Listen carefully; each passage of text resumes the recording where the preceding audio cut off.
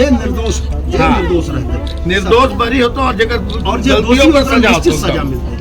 ये उसको सजा भी हो जाएगा ना तो भी ये दुखी रहेगी, लेकिन नहीं है कि किसी भी दबाव में हम काम नहीं करेंगे, कानून का राज होगा। झारखंड सरकार के एक प्रतिनिधि मंडल ने बरही में रुपेश पांडे के परिजनों से मुलाकात की। इस प्रतिनिधि मंडल में मंत्री मिथिलेश ठाकुर, सत्यानंद भोक्ता और बादल पत्रलेख के अलावा स्थानीय विधायक उमाशंकर अकेला, बड़कागांव विधायक अंबा प्रसाद और गिरिडीह विधायक सुदीव्य कुमार सोनू शामिल थे। उन्होंने कहा कि सरकार पीड़ित परिवार के साथ है और किसी भी सूरत में दोषी बख्शे नहीं जाएंगे।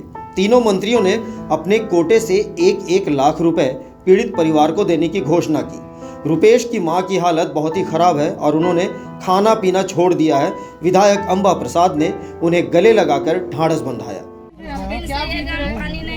बेटा का खो जाना क्या दर्द होता है हम समझ सकते हैं, क्या बीत रहा है हम समझ सकते हैं। कोई और रहते ना दीदी तो संतोष रहता कि लड़की को चिराग के भूत गया, अब तो क्या करेंगे, तो संतोष होने वाला कोई बात नहीं। क्या बीत रहा है।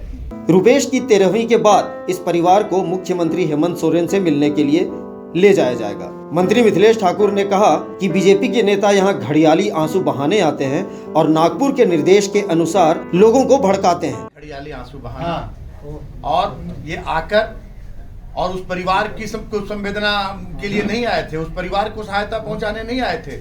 ये राज्य को अस्थिर करने की इनकी साजिश थी और इन्हें निर्देश आता है नागपुर से और दिल्ली से और उस तरह का ये काम करते हैं।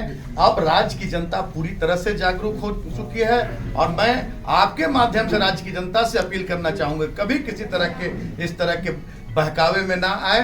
स्थानीय लोगों ने भी इस प्रतिनिधि मंडल के सामने अपना दुखड़ा रोया और पुलिस की शिकायत करते हुए कहा कि पुलिस मामले की लीपापोती करने का प्रयास कर रही है, जिसके जवाब में मंत्री मिथिलेश ठाकुर ने कहा कि किसी भी दोषी को बख्शा नहीं जाएगा और न ही किसी निर्दोष को सजा मिलेगी।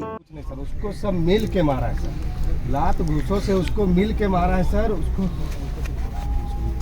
आराम से सर उसका जान कैसा तड़प गया होगा सर, ये आप खुद महसूस कर सकते हैं सर।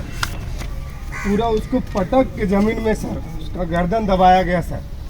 आप लोगों को भरोसा दिलाते हैं कि अपराधी एक नहीं बचेगा, 27 नहीं 2700 तो नहीं बचेगा, लेकिन इसके साथ साथ निर्दोष भी नहीं फंसना चाहिए। हम भी यही बात बोल रहे लोग और पुलिस की जिम्मेदारी हम लेते हैं। मेरी बात सुनिए, निर्दोष तो हिंदू लोग फंस रहे सर। पहले मेरी बात तो पूरा नहीं सुने, आपसे तो पूरा सुन लिया। नहीं सर, कहाँ पूरा सुने, हम तो बोल ही रहे हैं निर्दोष तो हिंदू फंस रहे हैं। मैं वो भी बताएंगे सर, लेकिन सर यहाँ पूछ लिए थे कि पूरा नहीं सर, हम तो बोलने जब सर हेडलाइन में ही लिखा रहे एसपी सर का भाषण, एसपी साहब का भाषण कि नहीं सो रुपेश पांडे के हत्या में 4-5 लोग ही हैं, 27-40 नहीं है, तब बताइए सर हम लोग को न्याय दिलाने के काम तो एसपी साहब, डीसी साहब ही नहीं करेंगे।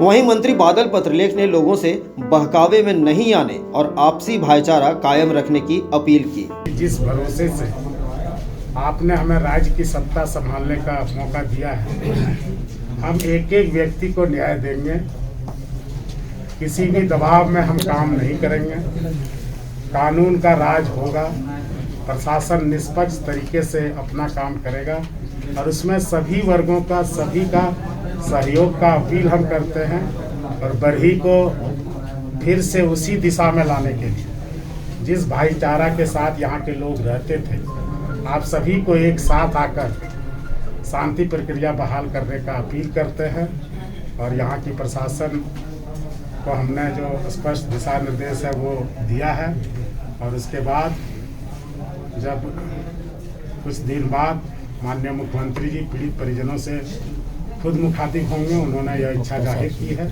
हमने उनकी भावना को उन तक पहुंचा दिया है। बरही से विस्मय अलंकार की रिपोर्ट।